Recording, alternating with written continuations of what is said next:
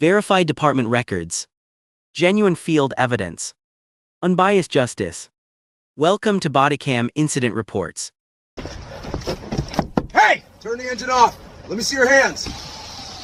Is there a problem, officer? I said turn it off! Prove to me you're allowed to drive this car! I am simply moving my vehicle. Now, formulate a lawful request. Out of the car, now! The footage you just witnessed captures the exact moment a police officer's career was irreversibly destroyed. It wasn't caused by a tactical error during a high-speed pursuit or a split-second decision in a dark alley. It was caused by a deeply ingrained, systemic assumption that would eventually cost the city millions of dollars in corporate fallout.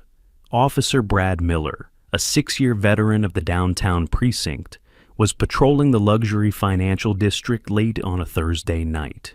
When he saw a black man sitting behind the wheel of a custom-commissioned $500,000 Rolls-Royce Phantom, Miller didn't see a successful executive. Guided entirely by uncorrected racial profiling and a recent string of local vehicle thefts, Miller's brain made a fatal shortcut. He saw a hotel valet who had decided to take a wealthy guest's car for an illegal joyride. What Officer Miller failed to realize was that the man he was about to unlawfully detain was Dominic Werner. As the founder and CEO of Werner Global Hospitality, a corporate empire that owned the very 5-star hotel they were parked in front of, Dominic Werner was one of the most influential and wealthy figures in the state. He wasn't just a guest, he was the landlord of the entire block and the primary financial benefactor of the city's police foundation. Officer Miller was about to let his prejudice blind him to the fact that he was harassing the man who quite literally paid for his precinct's new patrol cruisers. Before we break down exactly how this constitutional disaster unfolded, let us know in the comments. What city or country are you watching from? We always read the comments to see where our audience is tuning in from. And if you believe that driving a luxury vehicle while black does not constitute reasonable suspicion for a police stop, hit that like button and subscribe to the channel. The night began quietly outside the Grand Meridian, the architectural crown jewel of Werner's hotel portfolio. It was 11:30 p.m. Dominic Werner, dressed in a flawless, hand-tailored charcoal 3-piece suit, had just finished a grueling 14-hour board meeting in the penthouse conference room. Exhausted but relieved, he dismissed his private security detail and his personal driver. Seeking just 5 minutes of absolute silence to decompress, he retrieved the keys to his personal Rolls-Royce Phantom, intending to simply move the massive, whisper-quiet vehicle from the VIP valet lane down the ramp into his private subterranean parking garage. A half-block away, sitting in the darkness of his idling Ford Interceptor, was Officer Brad Miller. For the past 2 months, the downtown precinct had been dealing with a highly publicized string of high-end auto thefts. A sophisticated ring dubbed the Valet Crew had been targeting luxury properties, using cloned service cards and insider access to drive off with VIP vehicles. The precinct commander had issued a BOLO, be on the lookout, for suspicious activity involving service staff and luxury cars. But Officer Miller didn't use the BOLO as a tool for legitimate investigative work. He used it as a blank check for profiling. In his mind, a black man operating a vehicle that cost more than most suburban homes at midnight fit the exact profile of an inside job. When Werner shifted the Phantom into drive, the vehicle's massive headlights illuminated the street. Miller didn't wait to observe a traffic violation. He didn't run the license plate, which would have instantly returned the vehicle as registered to Werner Global Holdings. Instead, he slammed his hand onto his light bar control. The red and blue strobes shattered the calm of the luxury district. Miller aggressively whipped his cruiser across the center line, completely blocking the entrance to the underground garage and cutting off the Rolls-Royce's path. Inside the cabin of the Phantom, the environment was completely isolated from the chaos outside. The thick double-pane privacy glass blocked out the siren, reducing the blaring police cruiser to a faint, distant hum. Dominic Werner smoothly applied the brakes, bringing the heavy vehicle to a gentle stop. He didn't panic. He placed his hands deliberately at the 10 and 2 positions on the leather-wrapped steering wheel and waited. Officer Miller stepped out of his cruiser, his posture radiating aggressive authority. He unclipped his radio mic, muttered a quick traffic stop notification to dispatch, and marched purposefully toward the driver's side of the Phantom. He didn't approach the vehicle with the standard caution of a routine traffic stop. He approached it like he had just cornered a fleeing felon. Miller stepped up to the massive door and, instead of waiting for the driver to acknowledge him, struck the thick acoustic glass hard with his knuckles. "Roll it down!" Miller barked, though his voice was barely audible through the heavy soundproofing. Dominic Werner pressed a polished aluminum button on the door panel. The thick glass glided down in absolute silence, instantly letting the harsh noise of the city and the aggressive breathing of the patrolman into the pristine cabin. Miller leaned in, his eyes darting from the glowing digital dashboard to the expensive suit Werner was wearing. But his bias had already locked in the narrative. He didn't see bespoke tailoring. He saw a stolen uniform. "Turn the engine off and put your hands where I can see them," Miller commanded, his tone dripping with absolute condescension. "And you better start explaining to me right now which guest this car belongs to and why you think you have permission to drive it." The trap was set. But Officer Miller had no idea who he was trying to catch. To fully grasp the anatomy of this stop, you have to observe Officer Brad Miller's body language. He didn't approach the vehicle with the cautious curiosity of an investigator. He moved with the rushed certainty of a man who had already decided exactly how his end-of-shift report would read. In his mind, he was actively protecting the hotel's wealthy guests from the very valet crew his precinct commander had warned them about. Dominic Werner sat quietly behind the leather-wrapped steering wheel. He didn't reach for the glove box or nervously check his mirrors. "I asked you a question," Miller said, leaning closer to the open window and shining his high-lumen flashlight directly into Werner's face. "Whose car is this? And where is the guest permission slip for you to be driving it?" Werner blinked against the harsh light. He took a slow, measured breath. "Turn the flashlight out of my eyes, officer," Werner said, his deep voice carrying the quiet weight of a man accustomed to leading boardrooms. "And formulate a lawful request." The instruction caught Miller off guard. In his 6 years of patrolling the district, the service workers he usually questioned reacted with stammering explanations or nervous compliance. They didn't issue calm countercommands. Miller's posture stiffened. He rested a heavy hand on the Phantom's doorframe, his street authority challenged. "You think you can take a guest Phantom for a midnight spin and talk your way out of it?" Miller barked. "I want your driver's license, your employee ID, and the registration. Right now." To understand the liability Miller was creating, you only need to look at the baseline of the Fourth Amendment. An officer cannot lawfully demand identification without reasonable, articulable suspicion of a specific crime. Sitting in a luxury vehicle outside of a luxury hotel is not a crime. But to Miller, Werner's mere presence in the driver's seat was all the proof he needed. "I will not discuss the ownership of this vehicle until you articulate a legal justification for this stop," Werner stated simply. "Am I being detained?" "You're damn right you're detained," Miller snapped. He glanced over his shoulder to check the sparse late-night traffic, then keyed his shoulder mic. "Dispatch 3 Adam, I have one detained at the Meridian." He looked back at Werner.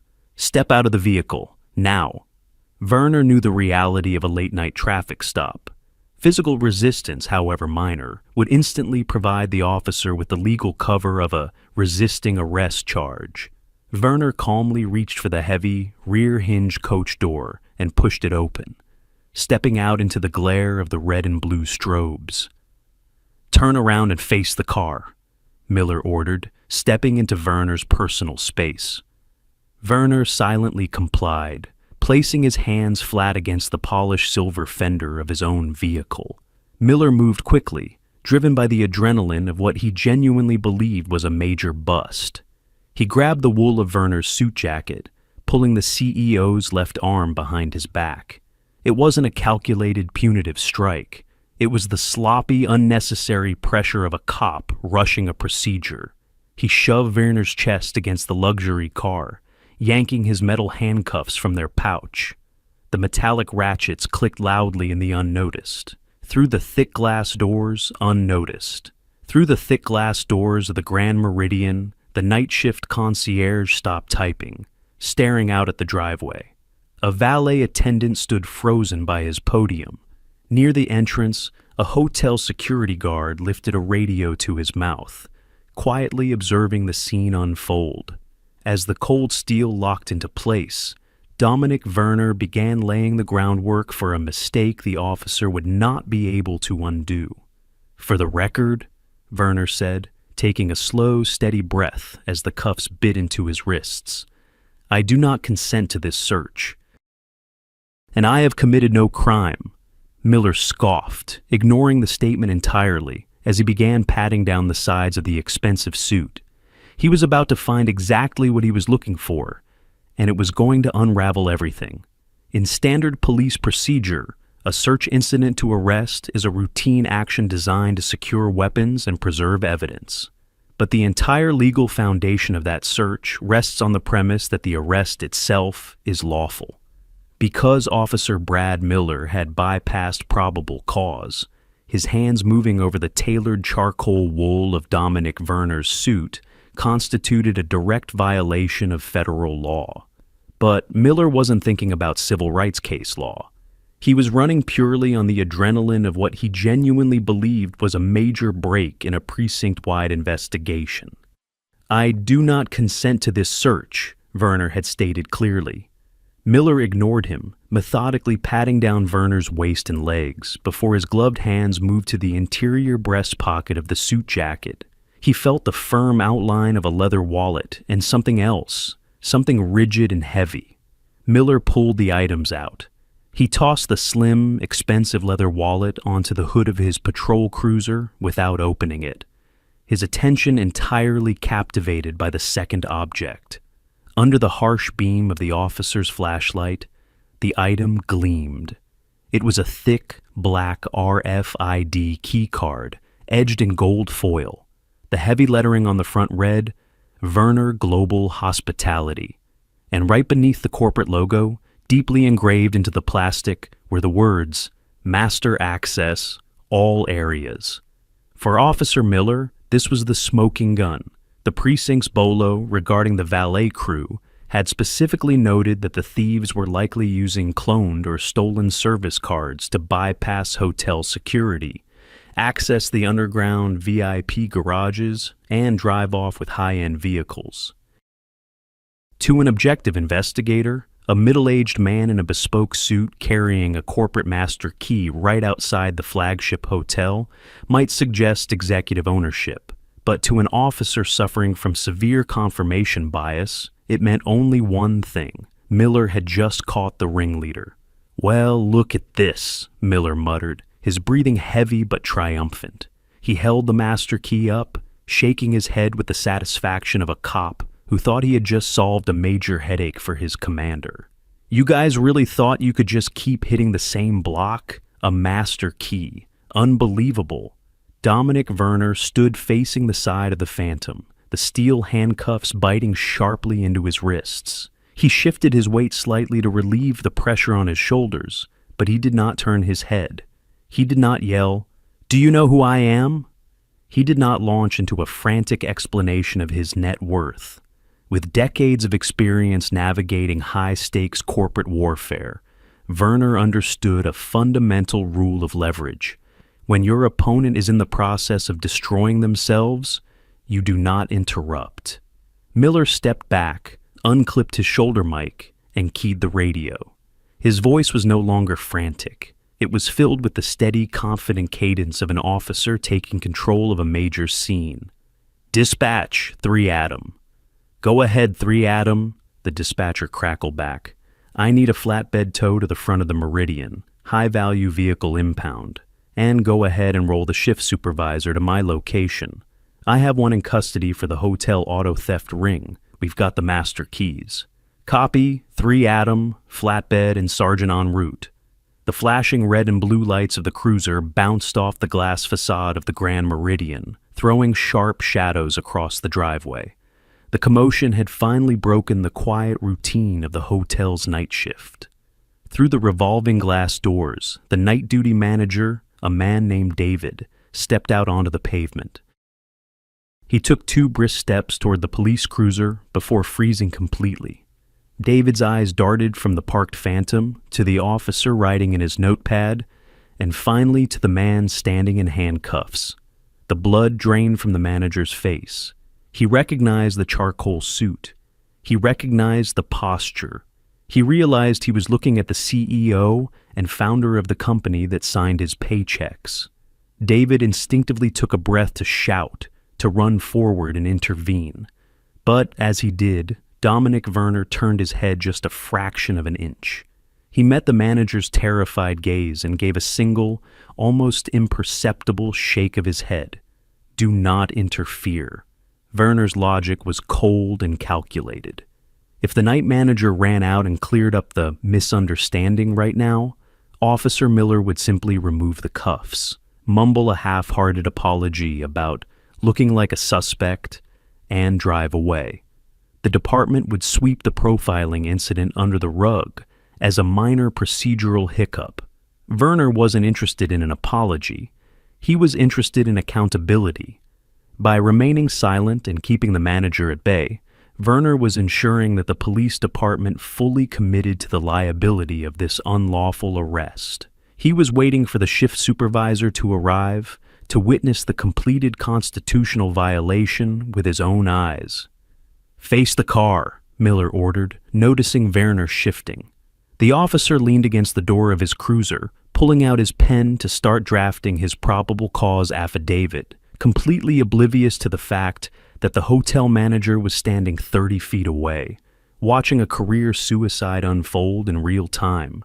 4 minutes later, the deep rumble of a Ford Explorer Interceptor echoed down the empty avenue, its light bar flashing silently as it pulled up behind Miller's cruiser.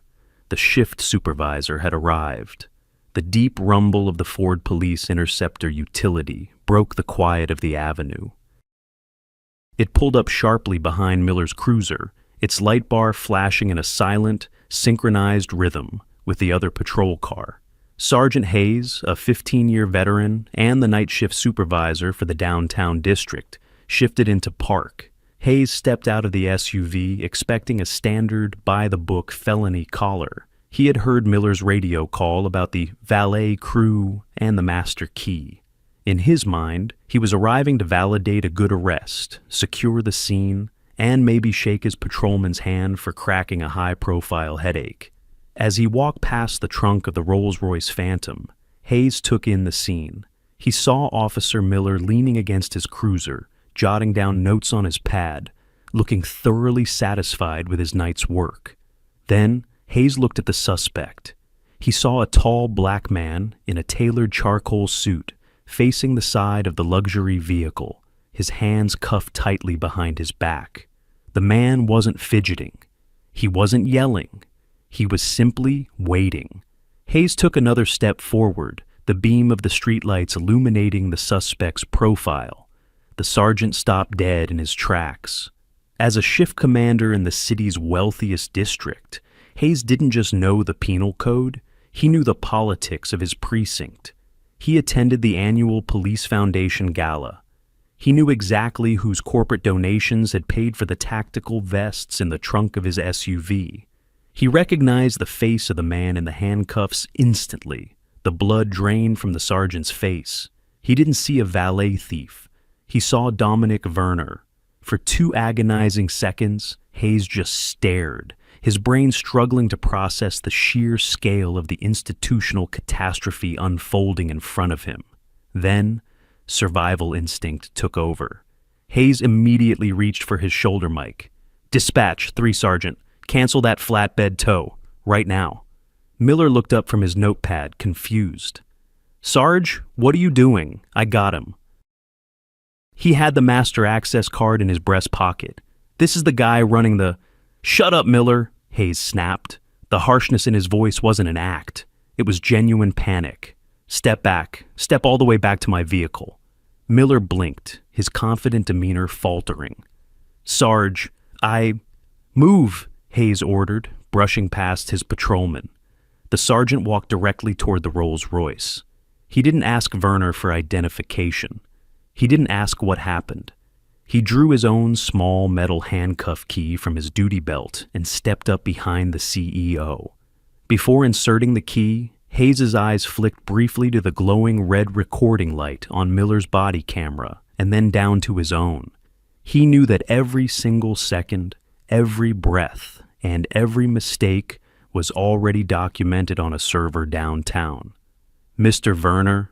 "Sir," Hayes said, his voice tight, deliberately keeping his tone low so the hotel staff watching through the glass doors couldn't hear the tremor in it. "Let me get these off you." Hayes quickly inserted the key. The ratchets disengaged with a sharp metallic click. He guided the heavy steel cuffs off Werner's wrists, taking a deliberate step backward to give the man space. Dominic Werner brought his arms forward. He didn't rub his wrists dramatically or shout obscenities at the officers.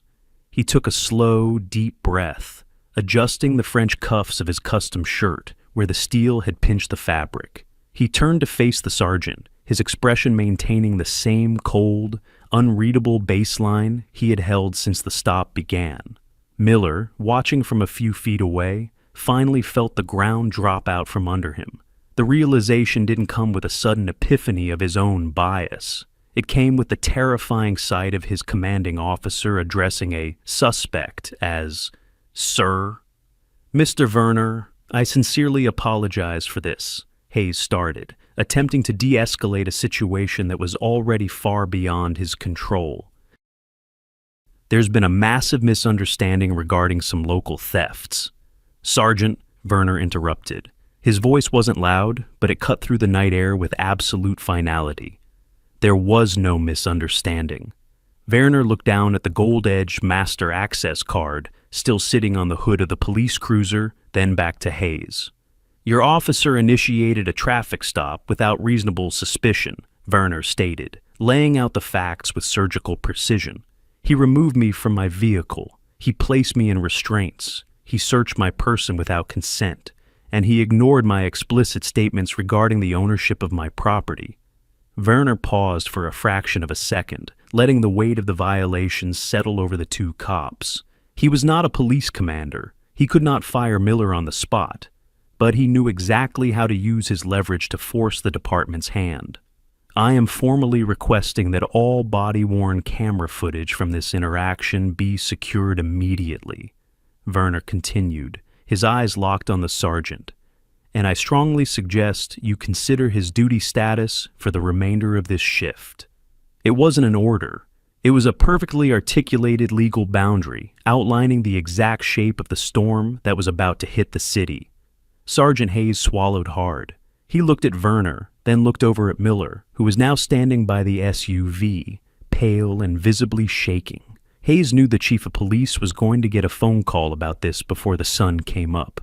Damage control meant cutting the liability loose immediately. Hayes turned to his patrolman. The anger in his eyes was real, masking a deep institutional dread. "Miller," the sergeant said, his voice dropping to a harsh, procedural monotone, "you are relieved pending review. Secure your weapon and hand me your badge. Go sit in the back of my vehicle." Miller opened his mouth to speak, to offer some justification about the hotel keycard or the bolo, but the words died in his throat. His hands trembling, Officer Brad Miller unclipped his silver shield from his chest. He unholstered his 9mm sidearm, cleared the chamber, and handed it over to his supervisor. In less than 15 minutes, a routine patrol stop had escalated into a crisis that would require the chief of police's immediate attention. But for Dominic Werner, stripping the officer of his badge on the sidewalk was merely the first step. The real consequences were going to arrive in the morning. When a civil rights violation occurs on camera, the standard police playbook usually involves a prolonged internal affairs investigation, paid administrative leave, and a quiet settlement years down the line. But Dominic Werner was not a standard civilian, and he did not rely on the slow grind of the municipal justice system. He understood that the most effective way to force immediate behavioral change in a city institution was to target its political and financial leverage. There were no FBI agents swarming the downtown precinct the next morning. There was no theatrical press conference on the courthouse steps. Instead, the retaliation arrived at exactly 8 a.m. in the form of a heavily coordinated corporate strike. Werner Global Hospitality released a concise, carefully worded public statement announcing the immediate suspension of all philanthropic and operational partnerships with the city's police department. The financial implications were immediate and politically uncomfortable. Within hours, the chief of police and the mayor received formal notices from Werner's legal team. The annual Police Foundation Charity Gala, scheduled to be held in the Grand Ballroom of the Grand Meridian, was effectively canceled, severing a highly visible fundraising pipeline. A pending $2 million corporate grant, intended to upgrade the precinct's digital dispatch system, was frozen indefinitely. Furthermore, the corporation announced a comprehensive review of all municipal contracts, threatening to pull the lucrative agreements that house visiting city delegates and Werner properties. Dominic Werner had effectively placed a political embargo on the police department, and he had done it before Officer Brad Miller even woke up for his next shift. The reaction at City Hall was swift. The mayor's office demanded the unedited body-worn camera footage from Sergeant Hayes' vehicle and Officer Miller's chest rig. When the city's legal counsel watched the video, they didn't see a proactive patrolman making an honest mistake. They saw a massive, undeniable liability. They watched Miller bypass the investigative process, ignore Werner's invocation of his Fourth Amendment rights, and unlawfully search the CEO's tailored suit. They watched him gleefully misinterpret a corporate master keycard as evidence of a valet theft ring. It was a textbook, indefensible example of racial profiling, recorded in high-definition audio and video. Faced with a public relations nightmare and the loss of their most prominent corporate sponsor, the department's leadership moved aggressively. Within 48 hours of placing steel handcuffs on Dominic Werner, Officer Miller was stripped of his police powers and placed on unpaid administrative leave pending an expedited disciplinary review. Given the political weight of the situation, the outcome was no longer in doubt, but Werner's legal team ensured the consequences extended beyond a simple departmental firing. The Internal Affairs Division forwarded the complaint to the state's Peace Officer, Standards and Training, PIOST, board, initiating a certification review that would likely end Miller's law enforcement career for good. However, removing one biased patrolman was not enough to restore the corporate funding. To appease Werner Global Hospitality and avoid a devastating civil lawsuit, the mayor's office was forced to implement systemic, binding changes to the patrol guide. The department initiated a new oversight protocol. Any pedestrian or traffic stop predicated on suspicion of stolen property regarding high-value assets now required a mandatory supervisor review of the body cam footage within 24 hours. It was an administrative leash for the downtown precinct, designed to catch profiling before it escalated into another unlawful arrest. Today, Brad Miller works as a logistics coordinator for a commercial freight company. He lost his badge, his pension track, and the authority he had so carelessly abused. The body cam footage of Dominic Werner's cold, calculated compliance is now utilized in training seminars for corporate executives and legal defense firms. It serves as a masterclass in how to dismantle an unlawful police encounter, not with physical resistance, but with unbreakable composure and an ironclad understanding of constitutional law. The lesson is permanent. Implicit bias is not just a moral failing. In the modern era of body-worn cameras, It is a massive professional liability. When officers substitute prejudice for probable cause, they aren't protecting their city. They are systematically destroying their own lives. If you made it to the end of this breakdown, hit that subscribe button. Accountability isn't anti-police, it's pro-Constitution. Let us know in the comments. Do you think the corporate pressure applied by Werner was the only reason the department acted so quickly? Or would the body cam footage have been enough on its own? Drop your thoughts below, and we'll see you in the next review. This concludes today's report. To access more official footage, please like and subscribe. Thank you for choosing Bodycam Incident Reports.